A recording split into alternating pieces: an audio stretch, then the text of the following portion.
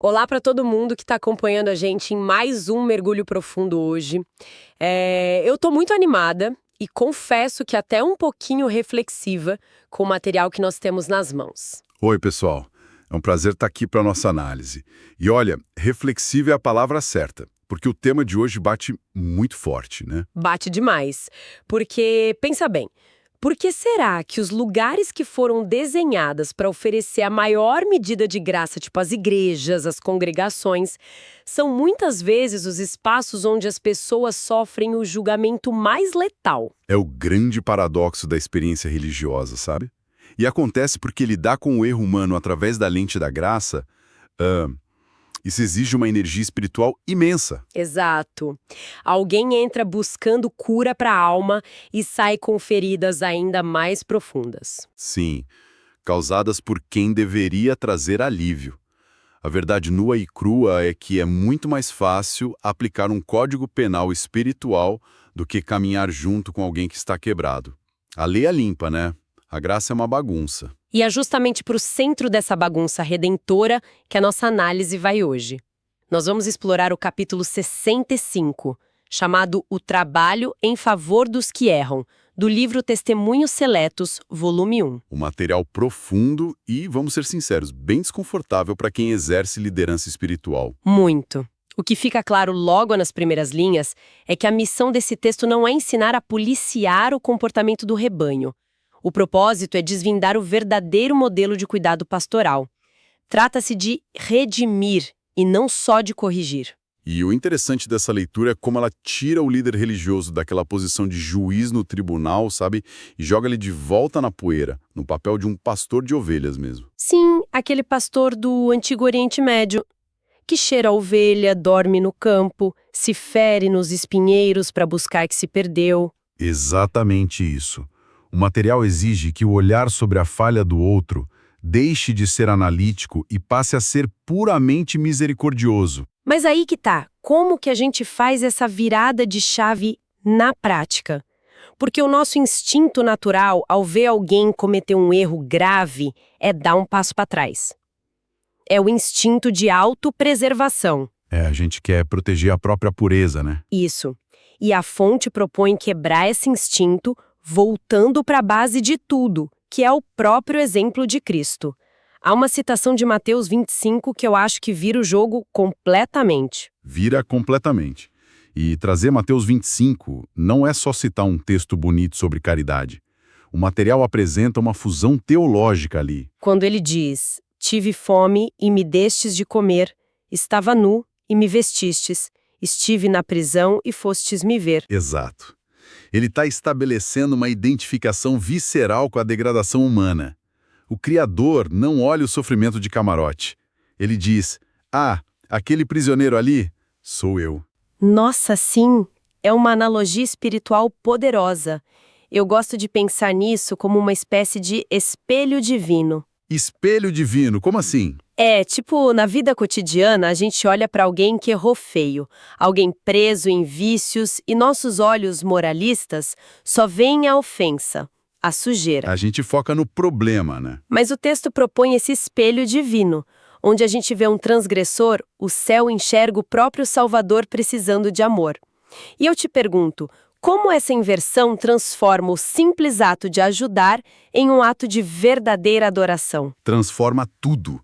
Porque enquanto a liderança enxergar o erro como um problema a ser resolvido, o ministério é só burocracia. O peso esmaga o pastor. Faz todo sentido. Mas quando a perspectiva muda para estou tocando as feridas do meu Criador através deste irmão, surge uma reverência profunda. O material argumenta que exercer essa compaixão não é uma obrigação, é o reflexo de um coração ternamente abençoado. O transbordamento de ter sido amado primeiro. Exato. Mas, deixa eu colocar um contraponto na mesa, porque a gente precisa encarar a realidade. Se o padrão divino é essa empatia total, por que frequentemente a gente vê tanta frieza nas igrejas? O próprio material denuncia isso sem meias palavras. Sim. O texto descreve muitos ministros como demasiado frios e sem coração. Faltam-lhes as grandes forças morais da alma. Isso é uma denúncia pesadíssima para um guia espiritual. É uma denúncia que corta na própria carne da instituição.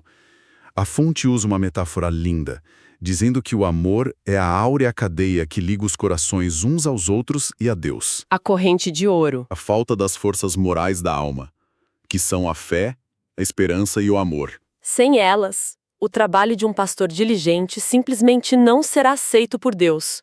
Não produz bem nenhum. Nem se ele mantiver a igreja perfeita. Sem ternura, o esforço é vazio no tribunal celestial. Certo, mas e aqui eu vou fazer o papel de advogada da instituição, tá? Manda ver. Muitas pessoas que lideram diriam o seguinte: não seria essa frieza às vezes só uma necessidade de manter a ordem e a disciplina moral no rebanho? É possível que a busca pela verdade acabe tornando o coração insensível como defesa? Essa é a tensão clássica, né? Ortodoxia versus misericórdia. Os líderes criam muros porque lidar com o pecado drena a alma. Sim, é exaustivo. Mas o material recusa essa desculpa. Ele diz que a pura devoção não está na rigidez. Quem anuncia a verdade fracassa não por falta de conhecimento, mas porque é deficiente em fé, esperança e amor. Então eles usam a verdade como um porrete, em vez de um bisturi. A verdade dita sem amor não liberta, ela traumatiza. Perfeito.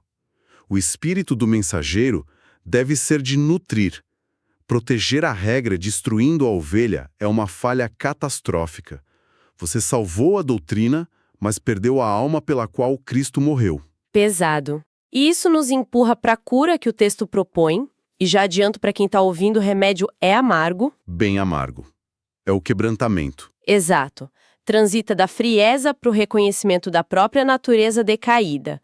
Os líderes são apenas homens sujeitos a errar, com as mesmas paixões que seus irmãos. A amnésia espiritual é o maior perigo aí.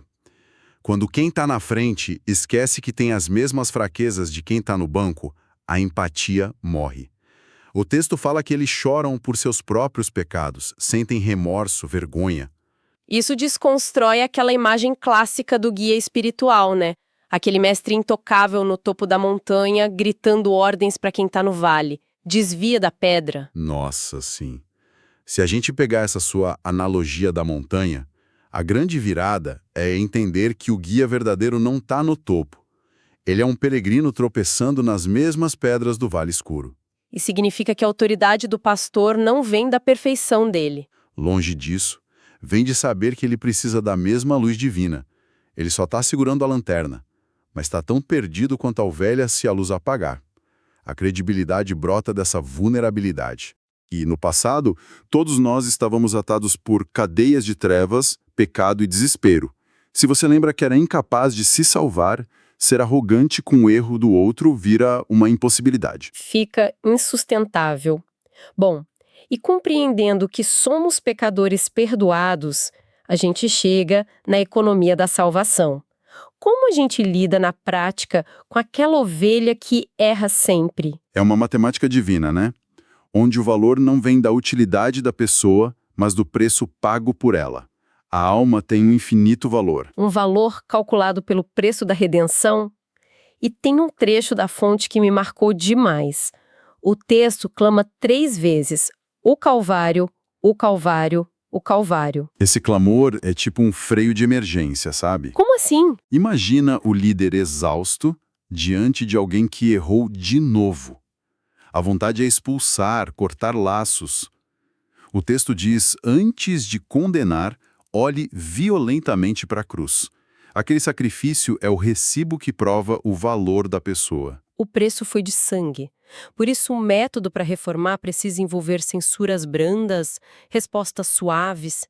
E tem um alerta assustador na fonte. Qual? Ela diz que um pouco mais de falta de bondade poderá colocar as pessoas além do vosso alcance. Isso é muito forte. Uma única palavra áspera pode destruir a obra da graça numa alma. Pode, porque quando a condenação vem de quem deveria representar Deus, a pessoa sente que o próprio Deus a rejeitou. A severidade afasta as almas, empurra para o cinismo, para a rebelião. Confirma o medo da pessoa de que ela é irreparável. Exatamente. Por isso a fonte pede um espírito conciliatório. É o meio desenhado pelos céus para atrair as pessoas. O conselheiro tem que agir como um garimpeiro espiritual, Um garimpeiro.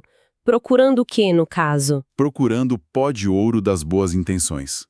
Dar o devido valor a tudo que há de bom nos propósitos do outro, mesmo sob camadas de escolhas ruins. Isso é pastorear de verdade. Nossa, isso resume bem a essência da nossa análise de hoje. A verdadeira jornada de fé não se baseia na condenação, baseia-se na capacidade de amar as almas com a mesma intensidade com que fomos amados, lembrando das nossas próprias fragilidades. É abrir mão do ego religioso. A verdadeira força está na brandura que restaura. Sem dúvida.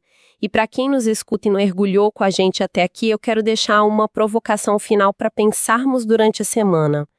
Se o Cristo nos libertou quando estávamos amarrados pelas correntes da escuridão e do desespero, e sem mérito nenhum nosso, quantas vezes nós mesmos, através da nossa severidade, não forjamos novas correntes espirituais para prender nossos irmãos? Uma reflexão pesada, mas necessária. Muito.